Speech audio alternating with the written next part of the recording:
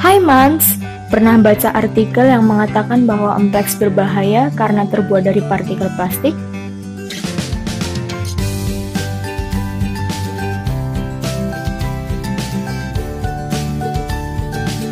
Atau pernahkah menjumpai komentar-komentar seperti ini?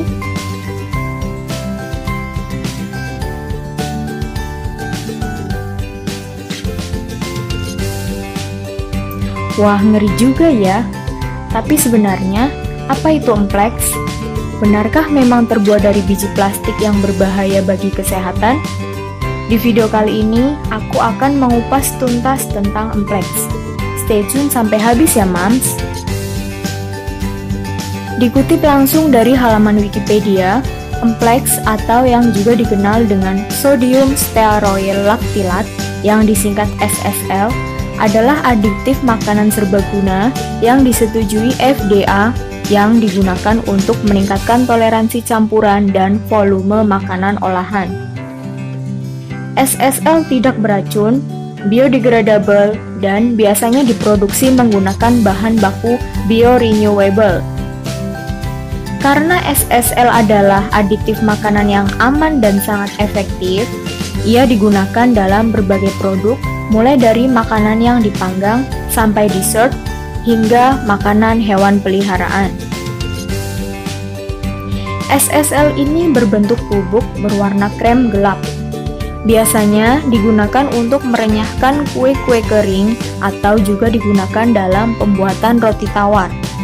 Sering juga dijumpai di makanan yang dipanggang, pancake, waffle, sereal, pasta, dessert, puding, campuran minuman bubuk, creamer, saus, makanan diet, daging cincang kalengan, dan makanan hewan peliharaan. SSL sedikit higroskopis. Bisa larut dalam etanol, bisa larut dalam minyak, larut dalam lemak panas, dan dapat didispersikan dalam air hangat. Sifat-sifat inilah alasan bahwa SSL merupakan pengemulsi yang sangat baik untuk emulsi lemak dalam air dan juga dapat berfungsi sebagai humektan. Di Amerika Serikat dan Eropa, penggunaan yang disetujui diatur dalam peraturan tertentu. Karena meskipun tidak beracun, biodegradable dan efektif, tetap saja penggunaan yang berlebihan tidak diperbolehkan. Berikut indeks penggunaan yang diperbolehkan di Amerika dan Eropa. Ngomong-ngomong soal humektan, SSL ini bukan satu-satunya aditif yang digunakan sebagai humektan ya Mams. Masih ada lagi yaitu kalsium stearoyl lactylate atau disingkat CSL. Dibandingkan dengan CSL, SSL menawarkan beberapa keunggulan. Pertama, SSL menyebar dan menghidrasi lebih mudah daripada CSL. Karena itu, SSL tidak memerlukan prahidrasi. Kedua, SSL memberikan pelunakan remah yang lebih baik daripada CSL. Efek pelunakan remah SSL terlihat hingga 5-7 hari setelah dipanggang. Ketiga, dalam formulasi roti seperti roti hamburger, SSL memberikan penguatan adonan yang lebih baik daripada CSL. Penggunaan SSL dalam formulasi ini akan menghasilkan simetri sempurna dalam barang jadi yang dipanggang. Karena karakteristik ini, SSL saat ini digunakan dalam lebih banyak aplikasi memanggang daripada CSL. Penelitian telah mengeksplorasi kemungkinan penggantian SSL dengan penggunaan enzim. Namun, teknologi enzim belum dapat sepenuhnya menggantikan SSL.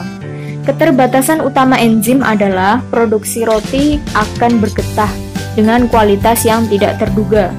Juga, enzim sering tidak menambah kekuatan adonan yang diperlukan untuk mencegah roti hancur saat dipanggang. Saat ini, enzim sedang digunakan bersama dengan SSL untuk memaksimalkan umur simpan roti. SSL sangat bagus dalam meningkatkan kelembutan roti selama minggu pertama setelah dipanggang. Teknologi enzim bekerja paling baik setelah 5 hari pertama masa simpan. Oleh karena itu, roti dengan kelembutan optimal sepanjang umur simpan yang diinginkan diperoleh dengan menggunakan kombinasi antara enzim dan SSL. Cara pemakaian SSL atau emplex cukup dicampurkan dengan bahan kering lainnya, lalu diaduk sampai rata. Dosis penggunaannya yang biasa digunakan yaitu untuk kue kering sebesar 0,4-0,8% dari berat tepung. Roti tawar 0,2-0,4% dari berat tepung.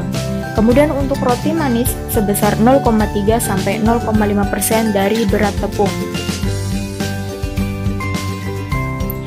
Sedangkan untuk informasi yang sering dijumpai di komentar maupun artikel yang mengatakan emplex terbuat dari partikel plastik, itu bukan emplex pengemulsi ya mams, tetapi emplex sejenis mesin pack sealer yang digunakan untuk keperluan vacuum pack, seal pack, dan berbagai macam jenis packing yang menggunakan plastik.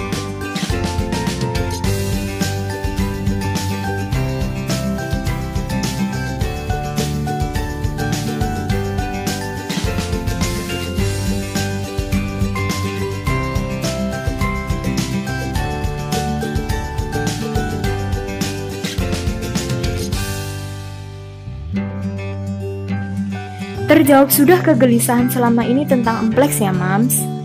Jadi emplex bukanlah pengemulsi yang terbuat dari partikel plastik.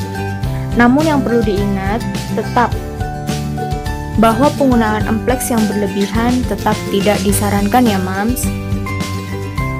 Apalagi jika membuat untuk dikonsumsi sendiri, tentu saja emplex bisa di skip atau tidak perlu ditambahkan ke dalamnya.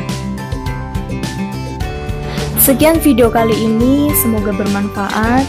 Silahkan bagikan video ini ke yang lainnya agar semakin banyak yang tahu bahwa emplex yang dimaksud mengandung partikel itu bukanlah emplex untuk pengemulsi. Terima kasih sudah menonton, apalagi yang sudah like, komentar, dan membagikan. Sampai jumpa di video selanjutnya.